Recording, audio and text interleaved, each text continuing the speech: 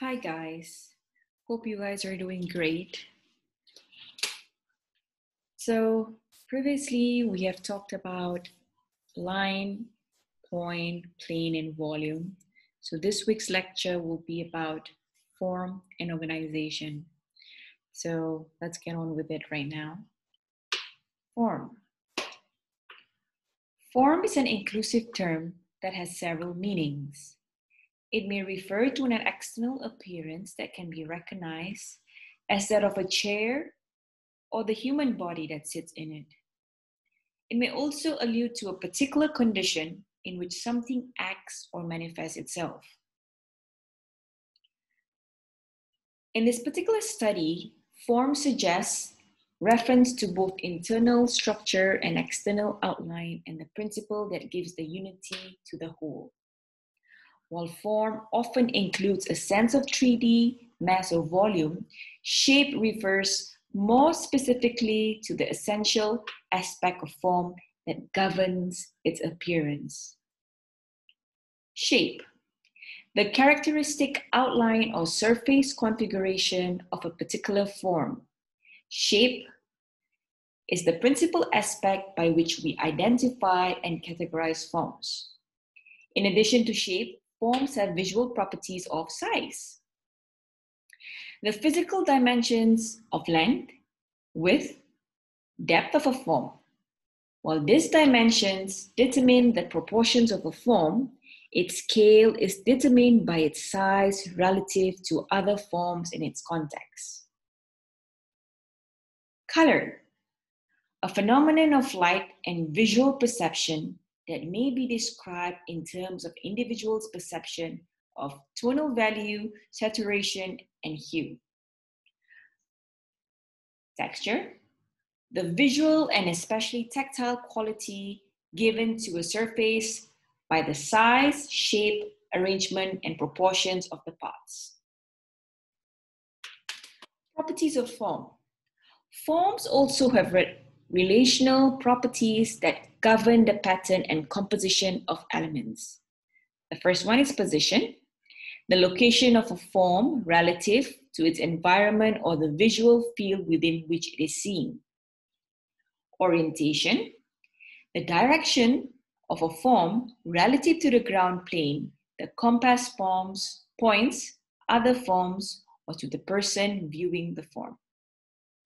Visual inertia, the degree of concentration and stability of a form. The visual inertia of a form depends on its geometry as well as its orientation relative to the ground plane, the pull of gravity, and our line of sight. Let's take a look at this. These properties of the form are in reality affected by the conditions under which we view them from. It could be a changing perspective or angle of viewer. Our distance from the form determines its apparent size. The lighting conditions under which we view a form affects the clarity of its shape and structure. The visual field surrounding a form influences our ability to read and identify it.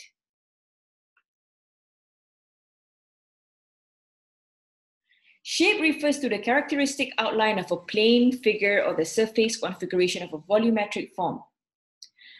The primary means by which we recognize, identify, and categorize particular figures and form. Perception of shape depends on the degree of visual contrast that exists along the contour, separating a figure from its ground or between a form and its field. So this is actually a bust of Queen Nefertiti. It's actually a study of how the pattern of eye movement of a person viewing the figure.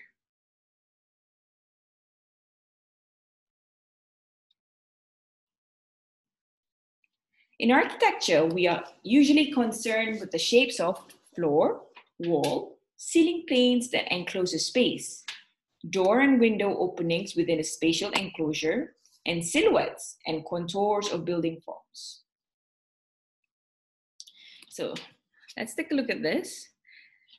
This is a clip of Suleimani Mosque in Istanbul. This shows and illustrate how shaping the juncture between mass and space expresses the manner in which the contours of a building mass rise from the ground plane and meet the sky.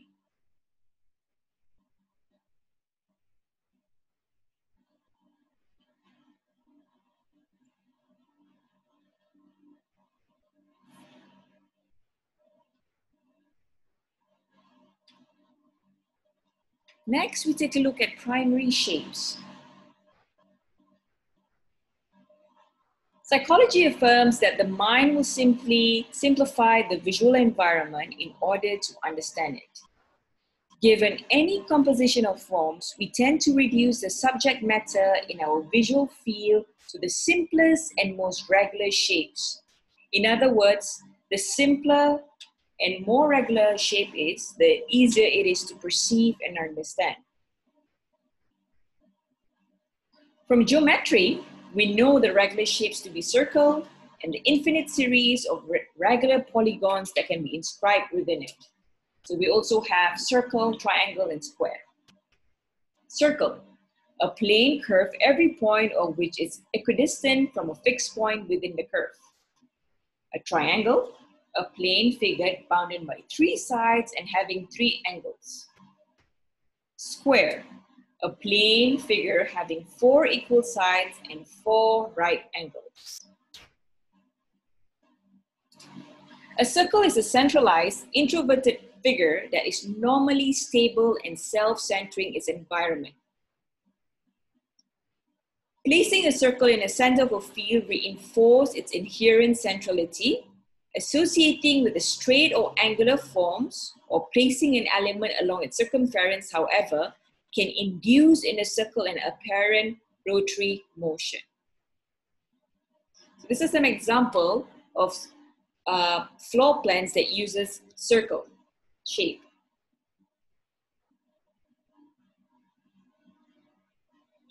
Next, we'll take a look at triangle. It signifies stability, and when it rests on one side, on all its sides, it is extremely stable. But when tipped to stand on one of its vertices, it can either be balanced in precarious state of equilibrium or be unstable and tend to fall over onto one of its sides. Here's some example of buildings that use triangle shape. As you can see the famous Great Pyramid of Cheops at Giza, the Modern Art Museum, and the Vigo Sun House.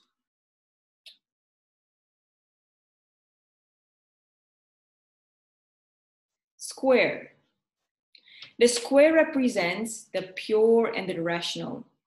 It is bilaterally symmetrical figure having 2 equal and perpendicular axes. All other rectangles can be considered variations of its square, with addition of height or width. Just like triangle, it is very stable when resting on all of its sides and dynamic when standing on one of its corners. When its diagonal are vertical and horizontal, however, the square exists in a balanced state of equilibrium. Example of square-shaped floor plans.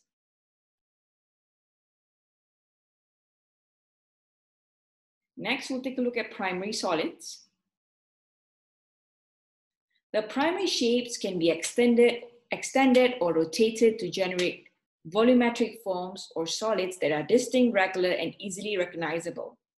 Circle generates spheres and cylinders. Triangles generate cones and pyramids. Square generate cubes. Here's an example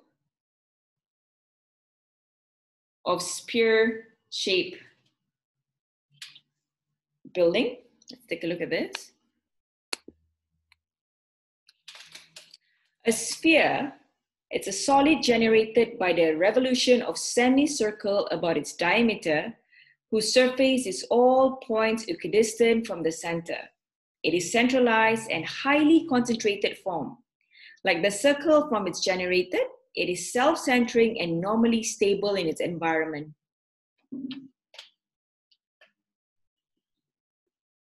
Here is the shape, a cylinder. It's the MIT chapel.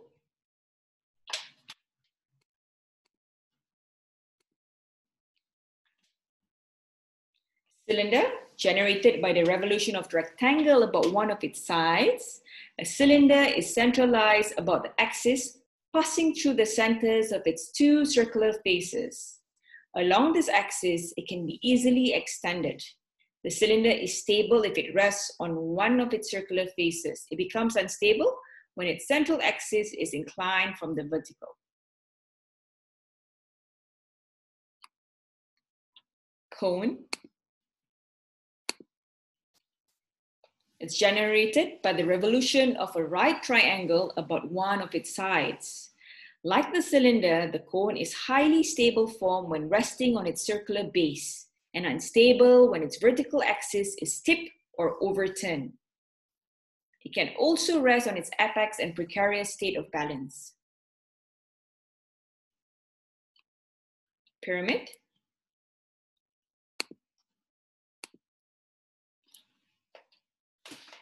A polyhedron having a polygonal base and triangular faces meeting at a common point of vortex. The pyramid has properties similar to those of the cone. Because all of its surfaces are flat planes, however, the pyramid can rest in a stable manner on any of its faces.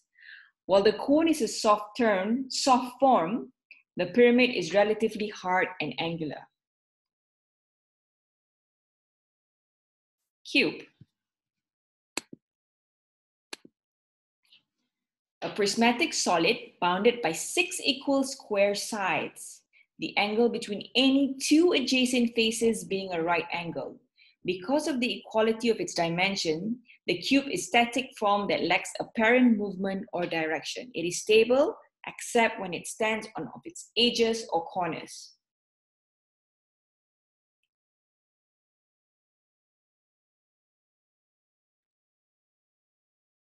Next, we'll talk about regular and irregular forms. Regular forms refer to those whose parts are related to one another in a consistent and orderly manner.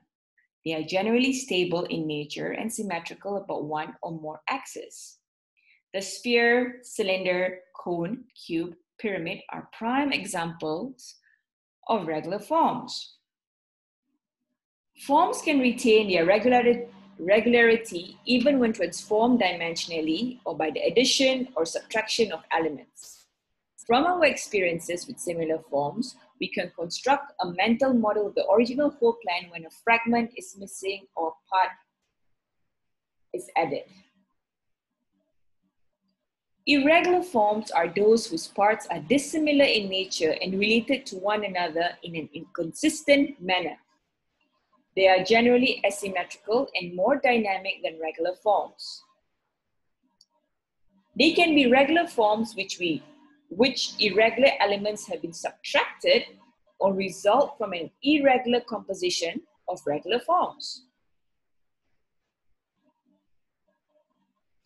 Here are some examples of irregular forms and one regular composition of regular forms on the right, which is the Conley Playhouse.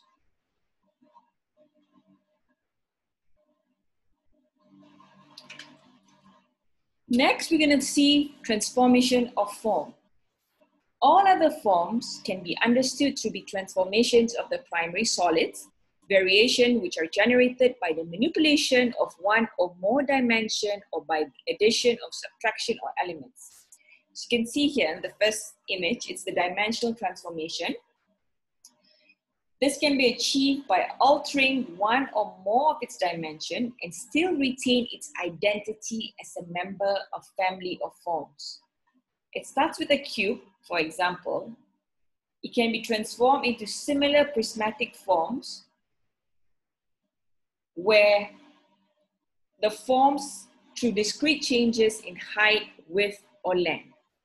It can be compressed into planar form or be stretched out into a linear one. As you can see here, a simple square can be stretched to the right to get a longer depth, or it can be stretched upwards to change its height. An example of a dimensional transformation building is right here at the bottom, project for Yahara Boat Club.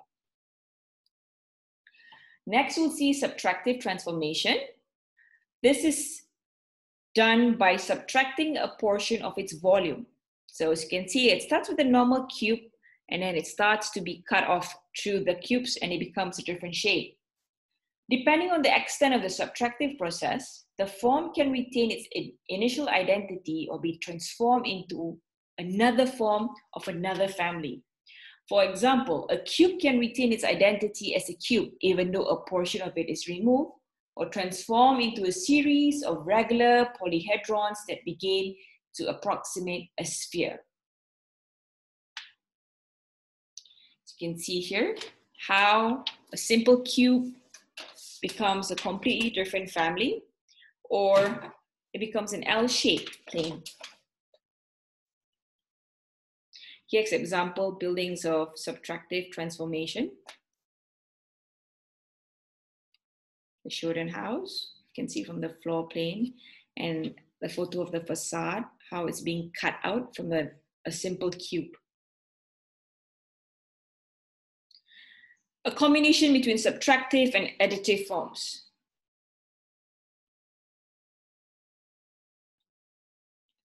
As you can see here, hold on, yeah.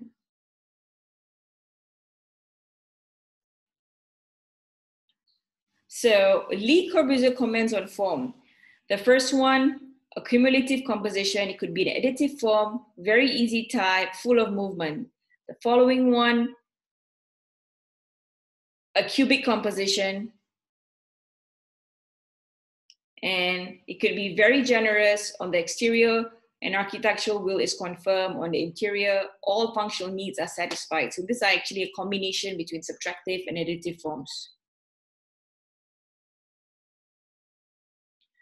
Additive forms.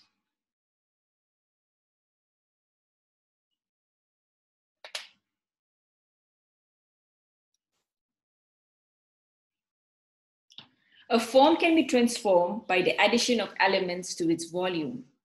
The nature of the additive process and the number and relative sizes of the elements being attached determine whether the identity of the initial form is altered or retained.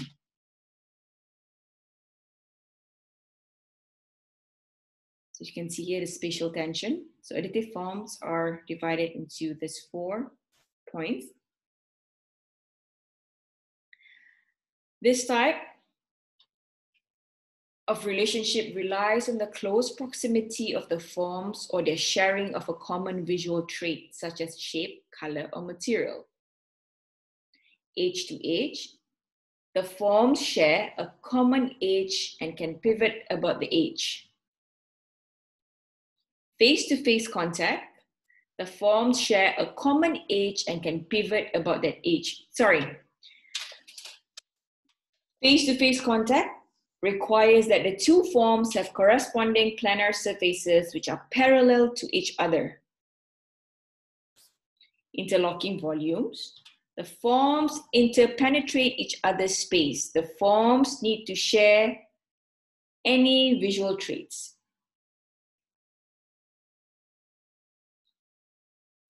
So we have additive forms resulting from the accretion of discrete elements can be characterized by the ability to grow and merge with other forms. For us to perceive additive groupings as unified compositions of form, as figures in our visual field, the combining elements must be related to one another in a coherent manner. So these diagrams I'm going to show, it categorizes additive forms according to the nature of the relationship that exists among the component forms as well as their overall configurations. So we have the outline of formal organization. It can be compared with a parallel discussion with organization chapter, which I'm going to talk about deeper later. This shares similar points. So pay attention and you will see why. So we start with centralized form. A number of secondary forms clustered about a dominant central parent form. Linear form, a series of forms arranged sequentially in a row. Radial form, a composition of linear forms extending outward from a central form in a radial manner. Clustered form, a collection of forms grouped together by proximity or the sharing of a common visual trait. Grid form, a set of modular forms related and regulated by a 3D dimensional grid. So here's an example of a centralized form building, the Villa Rotunda, as you can see from the floor plan, where it's very focused in the middle, hence why it's called centralized. The Tempietto is in Montorio. Let's take a look at the video and how it shares a parent form in the middle, in the center.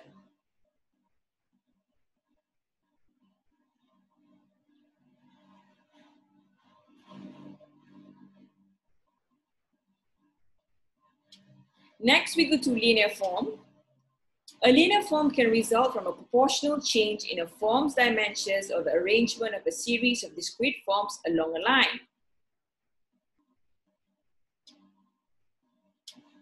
A linear form can be segmented or curvilinear to respond to the site conditions, vegetation, views, or other features of the topography or site.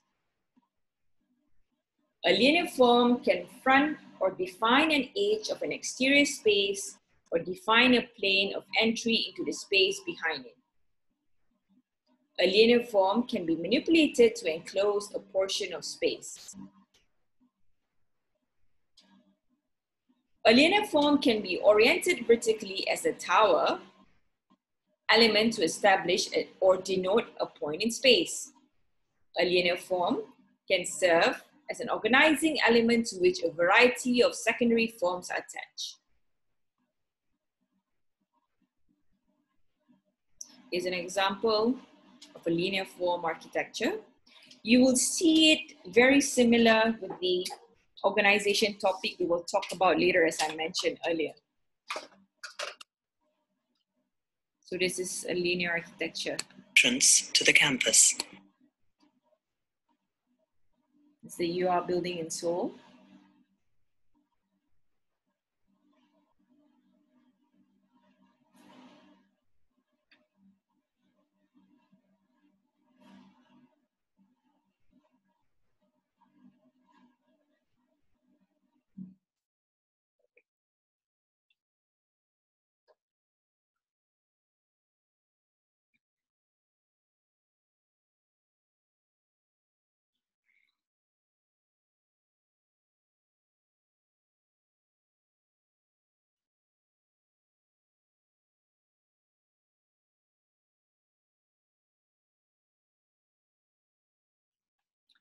Next, we'll talk about the radial form. It consists of linear forms that extend outward from a centrally located core element in a radiating manner. It combines the aspects of centrality and linearity in a single composition.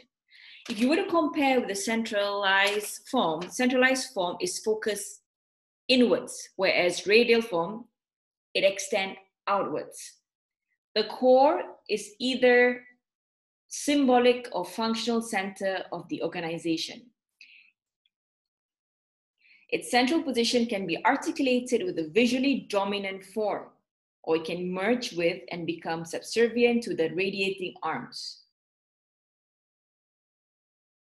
So the radiating arms, as you can see, for example, in the UNESCO headquarters, it gives a radial form its extroverted nature. They can reach out and relate to or attach themselves to specific features or a site. They can expose their elongated surfaces to desirable conditions of sun, wind, view, or space. Next, we'll take a look at clustered form. While a centralized organization that has strong geometric basis for the ordering of its form, a clustered organization groups its form according to its functional requirement of size, shape, or proximity. While it lacks the geometric regularity and introverted nature of centralized form, A clustered organization is flexible enough to incorporate forms of various shapes, sizes, and orientations to its structure. So the clustered organization of forms can be organized in the following ways. They can be attached as appendages to a larger parent form of space. They can be related by proximity alone to articulate and express their volumes as individual entities.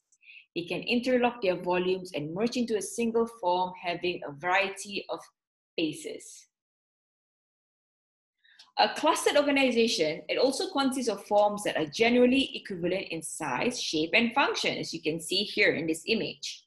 These forms are usually visually ordered into a coherent, non-hierarchical organization, not only by their close proximity to one another, but also by the similarity of their visual properties.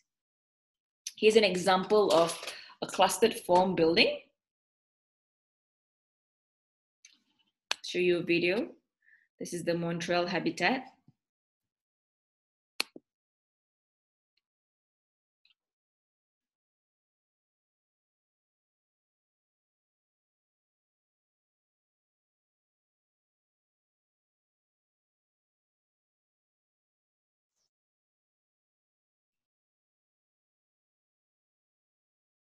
This is by Moshe Safdie.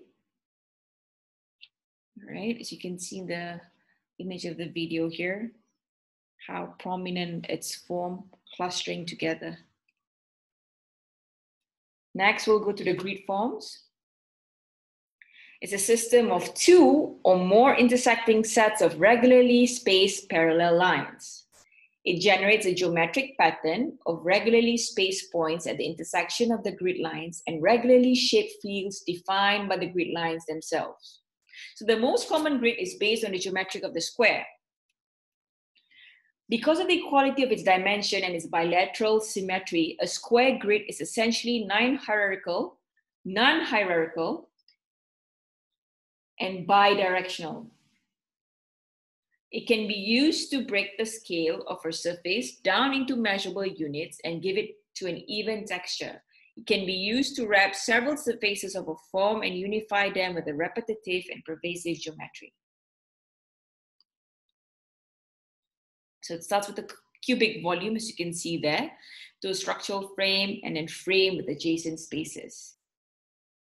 Let's take a look at the video. This is the Hettenbeck residence.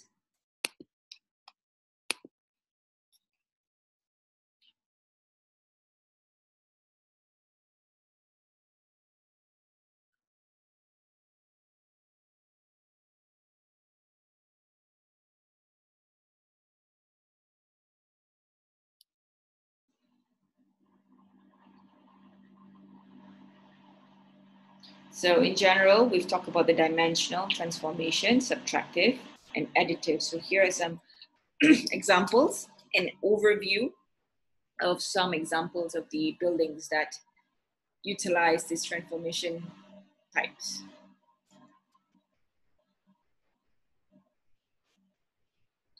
Formal collisions of geometry. So when two forms that come from different geometry or orientation collide and interpenetrate each other's boundaries, each will vie for visual supremacy and dominance.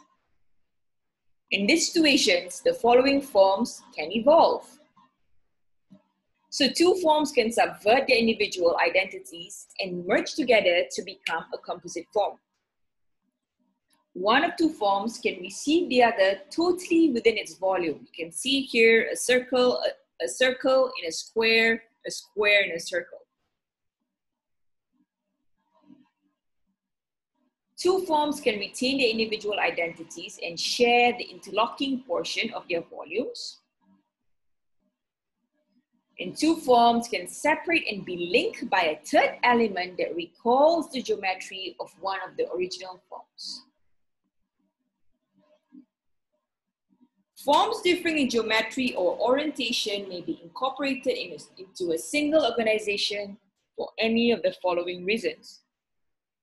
It's to accommodate or accentuate the differing requirements of an interior and exterior space. express functional or symbolic importance to generate a composite form that incorporates the contrasting geometries into its centralized organization,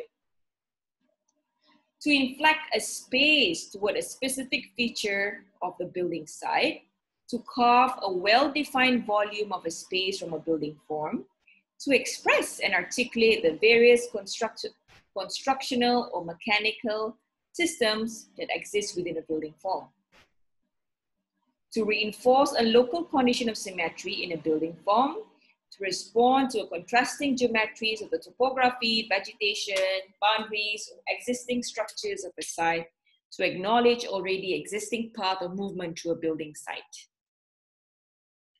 We'll see some example of a circle and square, how they merge together.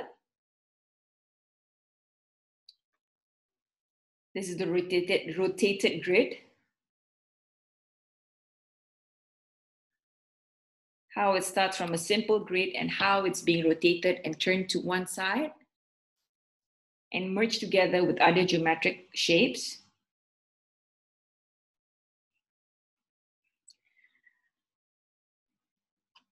Finally, we'll go to organization.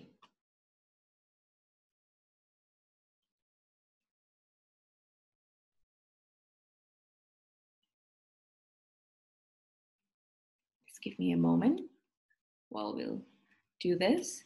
So, organization. So we have the spatial relationships, space within a space, interlocking spaces. We'll go through this together. Adjacent spaces. Spaces link by a common space. So a space within a space that can be maybe contained within the volume of a larger space. The field for interlocking spaces, the field of a space may overlap the volume of another space. Adjacent spaces. Two spaces may abut each other or share a common border. And spaces linked by a common space, two spaces may rely on an intermediary space for their relationship. Let's go into detail for space within a space. This space can envelope and contain a smaller space within its volume. Visual and spatial continuity between these two spaces can be easily accommodated, but the smaller contained space depends on the larger enveloping space for its relationship to the exterior environment. So in this spatial relationship, the larger enveloping spaces serve as a 3D field for the smaller space inside. This concept can be perceived a clear differentiation in size is necessary between the two spaces. So this can only work if the size is completely different. If the contained space continued to grow, the residual space around it will become too compressed to serve as an enveloping space. It will become instead merely a thin layer or skin around the contained space. And the notion will be destroyed. So here's an example of a space within a space. The contained space may also differ in form from the enveloping space in order to strengthen its image as a freestanding volume. So it can be a completely different geometry. This contrast in form may indicate a functional difference between the two spaces or the symbolic importance of the contained space.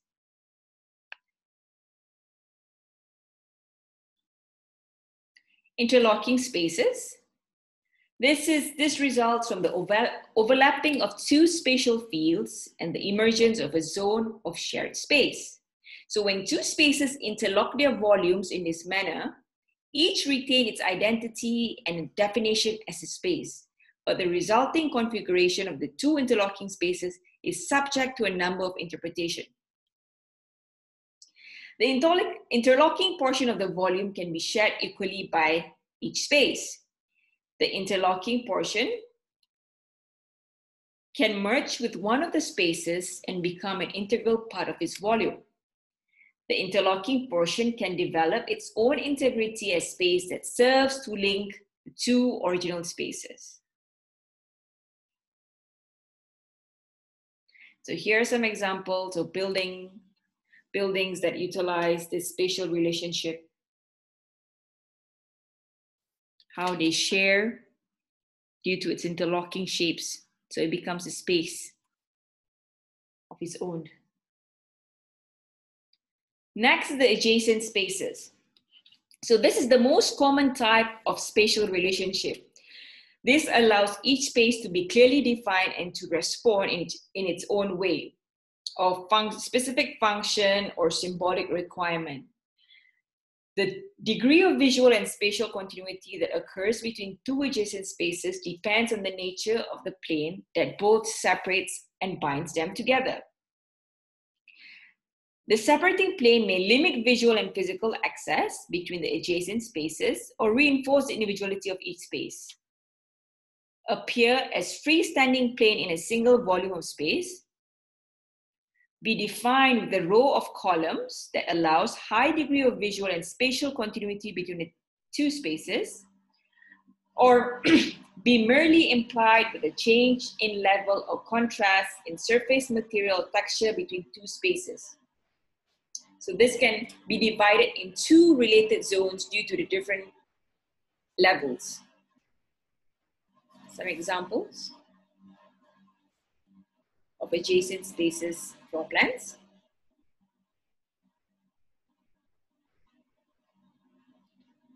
Spaces linked by a common space.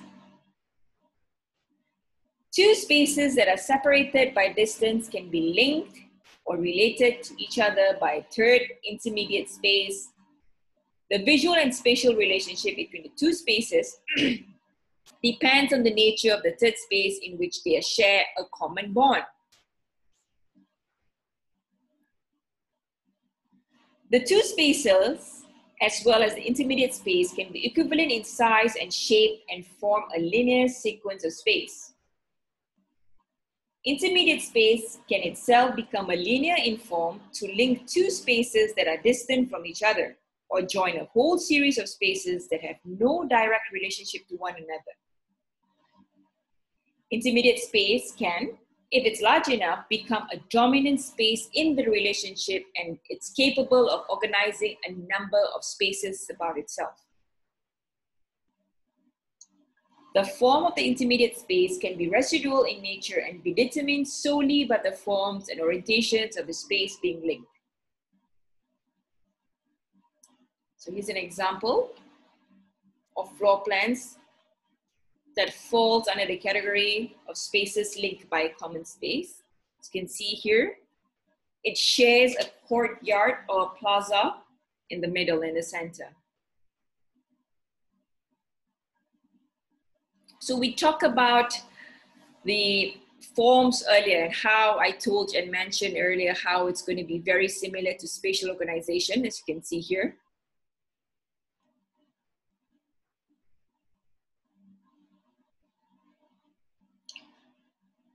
So this lays out the basic ways we can arrange and organize the spaces of a building. In a typical building program, there are usually requirements for various kinds of spaces. The requirements for spaces could be have specific functions or require specific forms, flexible in use, or it can be freely manipulated, or does it have any significance to the building organization? It has a similar function, it can be grouped into a functional cluster or repeated in a linear sequence. Does it require exterior exposure or light?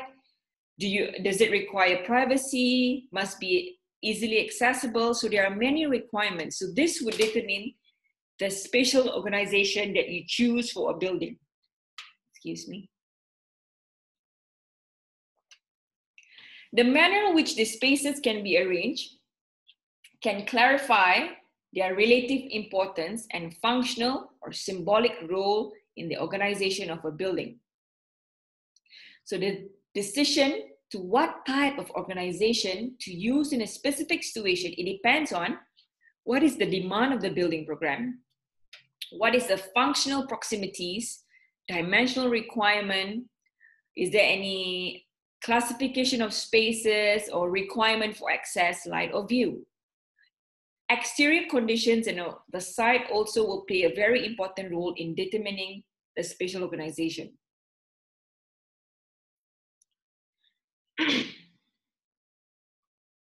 Each type of spatial organization is introduced by a section that discusses the formal characteristics, spatial relationships, and contextual responses of the category. So here's an example.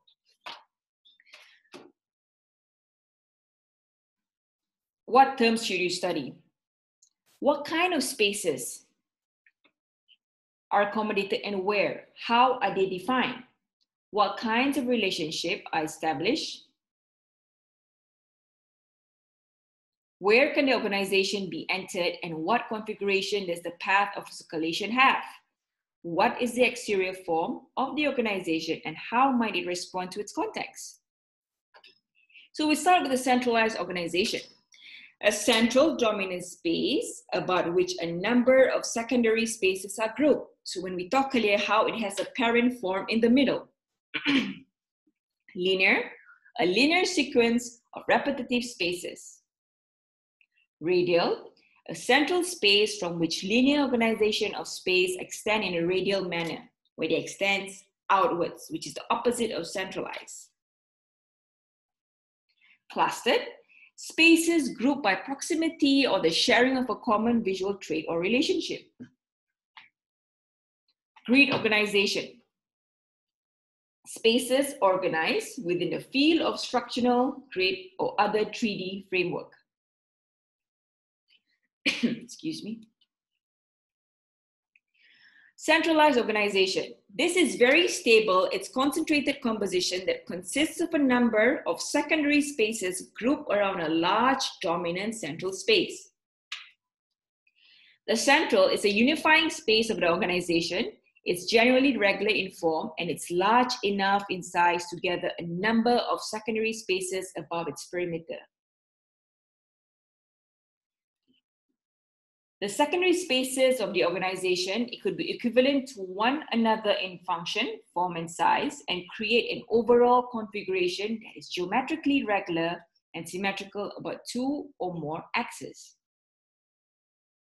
It can also differ from one another form or in size in order to respond to individual requirements of function or a relative importance or acknowledge the surroundings. The differentiation among the secondary spaces, it allows the form of a centralized organization to respond to the environmental conditions of its site.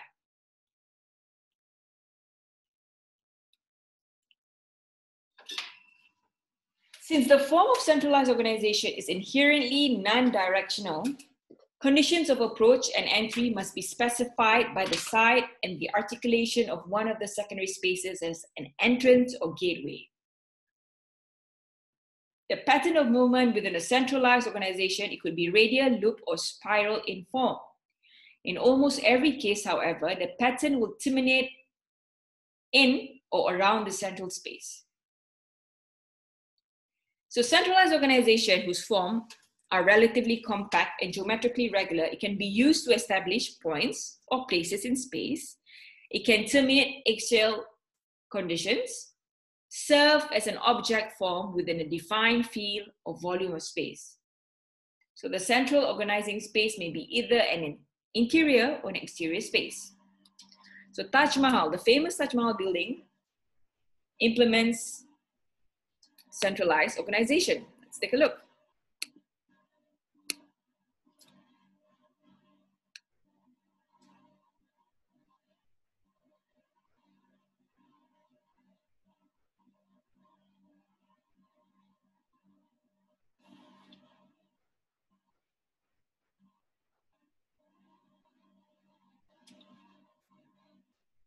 Next, we go to linear organization. So it consists essentially of a series of space in a repetitive sequence. It can be directly related to one another, or it can be linked to a separate and distinct linear space. They are usually alike in size, form, and function. It can also consist of a single linear space that organizes along its length, a series of spaces that differ in size, form, or function. In both cases, each space along the sequence has an exterior exposure. These spaces are functionally or symbolically important to the organization, can occur anywhere along the linear sequence and have their importance articulated by their size and form. So their significance can also be emphasized by the location at the end of the linear sequence, offset from the linear organization at pivotal points of a segmented linear form.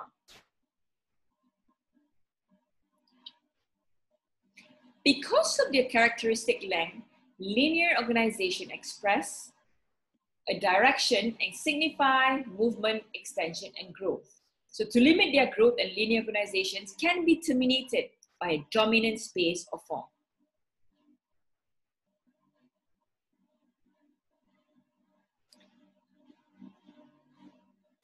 A form of a linear organization can relate to other forms in its context by linking and organizing them along its length, serving as a wall or a barrier to separate them into different fields, surrounding and enclosing them within a field of space.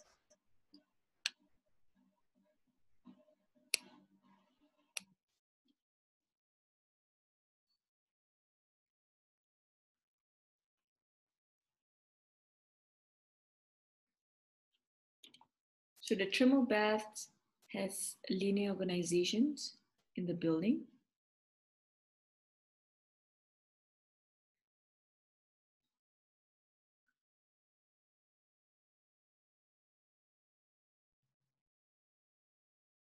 So they could share similar function or alike in terms of size.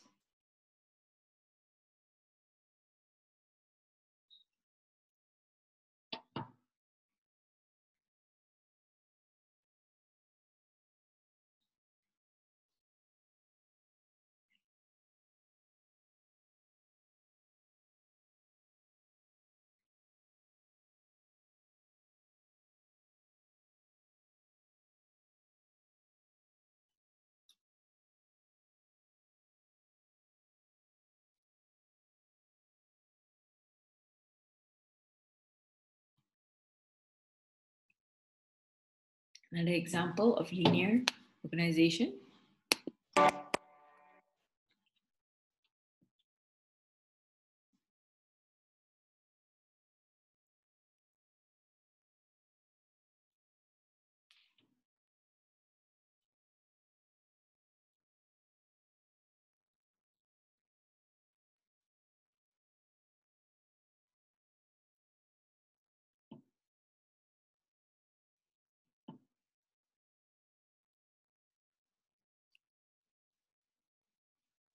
Next, we'll take a look at radial organizations. Radial organization of space, it combines elements of both centralized and linear organizations. So it consists of a dominant central space and then number of linear organizations that extend in a radial manner outwards.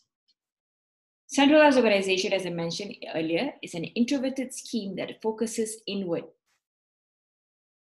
And radial organization is an extroverted plan that reaches out to its context.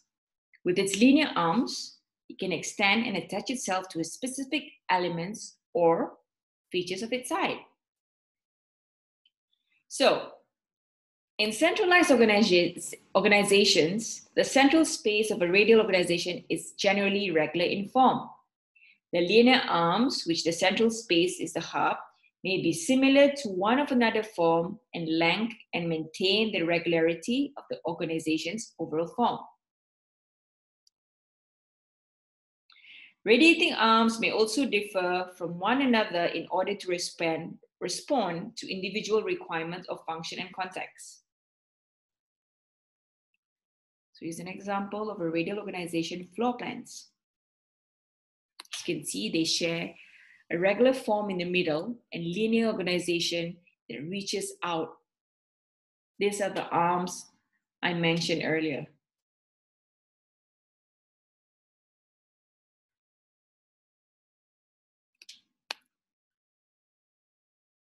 So this is a video of this floor plan. It's a wing spread house. So it doesn't have to be circle in shape. It could be square, as you can see here, but it's extending outwards.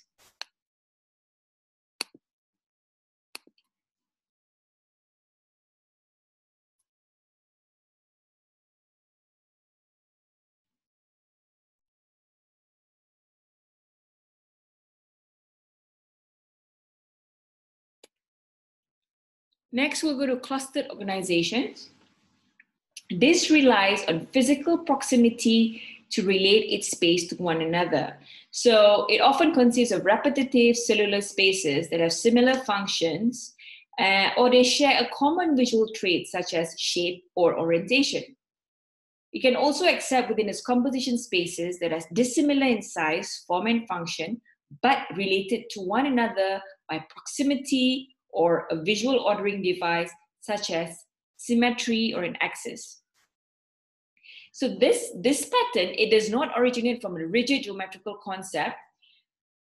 The form of clustered organization, it is very flexible and it can accept growth and change radially without affecting its character. So it doesn't follow any geometrical shape. It can grow bigger and bigger.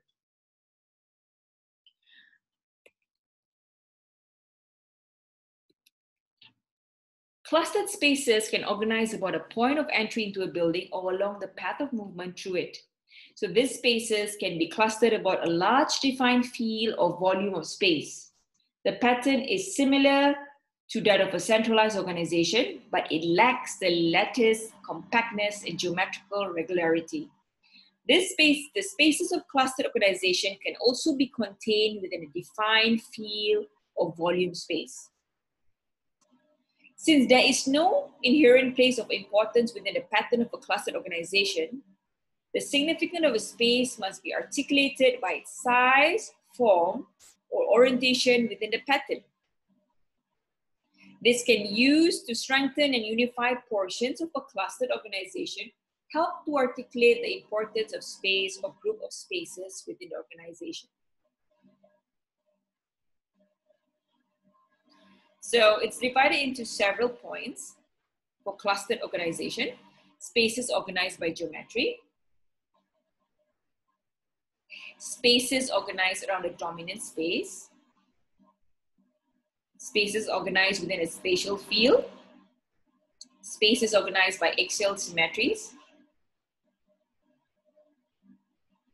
Spaces organized by site conditions. Spaces organized by geometric pattern. So as you can see here that I mentioned, clustered organizations, it doesn't follow a specific geometrical form that is rigid. It could fall under different categories. Here's an example of a clustered organization.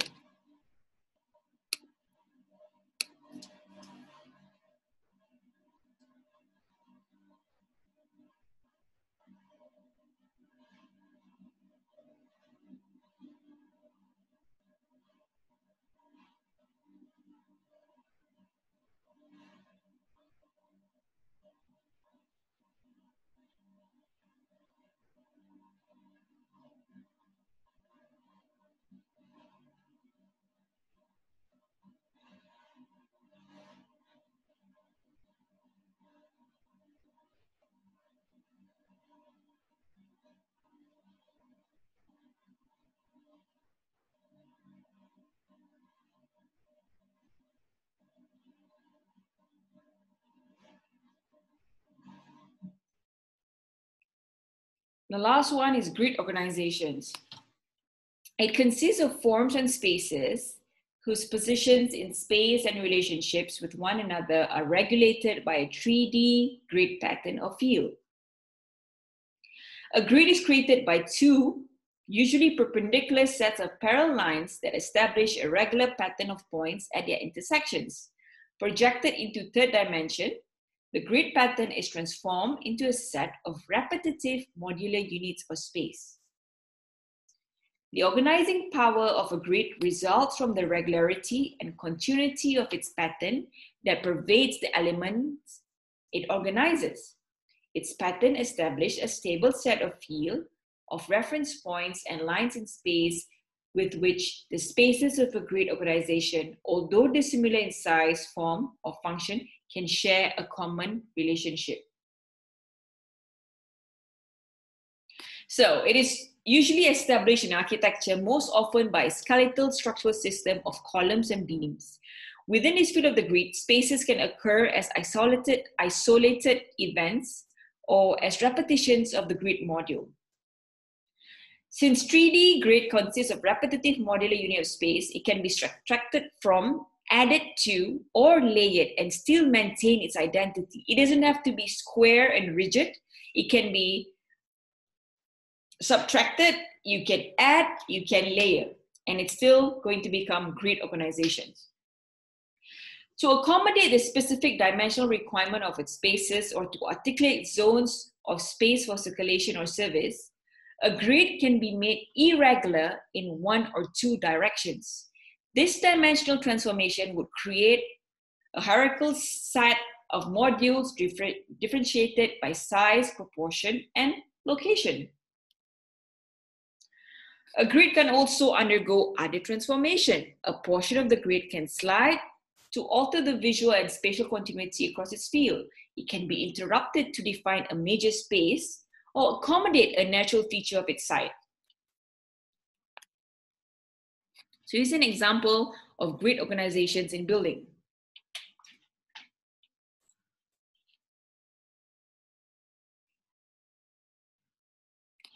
So this is Crystal Palace, London. I mean, it's no longer, what do you call that, here. So let's see the video.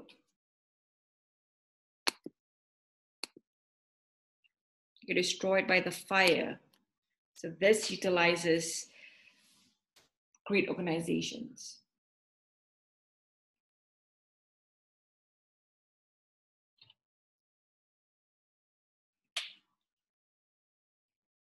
You can see the skeletal frame, how it's being repeated with its columns and beams. So this is grid organization. All right, guys, that's all for this week's lecture. So we have talked about form and organization. They are very, very similar, as I mentioned. So if you have any questions at all, do not hesitate to ask us, and good luck with your assignment. Thank you.